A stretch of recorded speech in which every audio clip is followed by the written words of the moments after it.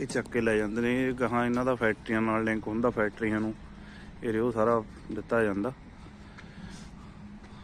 ਦੇਖੋ ਇਹ ਵੀ ਇੱਕ ਭਾਗ ਆ ਜਾਂਦਾ ਵੀ ਮੁਰਗਾ ਆਉਣ ਤੋਂ ਪਹਿਲਾਂ। ਇਹ ਪਹਿਲਾਂ ਫਾਰਮ ਦੀ ਸਾਰੇ ਦੀ ਸਫਾਈ ਹੁੰਦੀ ਆ। ਆ ਜਿਹੜਾ ਰਿਓ ਆ ਇਹ ਪੱਟ ਕੇ ਇੱਦਾਂ ਇਹ ਗੱਡੀਆਂ ਦੇ ਵਿੱਚ ਭਰ ਕੇ ਫਿਰ ਇਹ ਫੈਕਟਰੀਆਂ ਦੇ ਵਿੱਚ ਜਾਂਦਾ।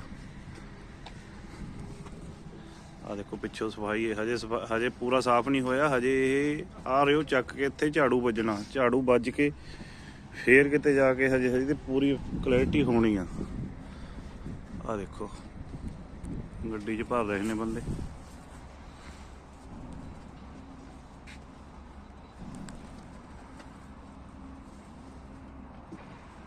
ਇੱਦਾਂ ਪਤਾ ਲੱਗਦਾ ਹੌਲੀ ਹੌਲੀ ਬੰਦੇ ਨੂੰ ਵੀ ਇੱਕਦਮ ਬੰਦਾ ਕਹਿ ਦਿੰਦਾ ਨਹੀਂ। ਇਹ ਦੇਖੋ ਚੱਲ ਰਿਹਾ ਨਾ ਕੰਮ।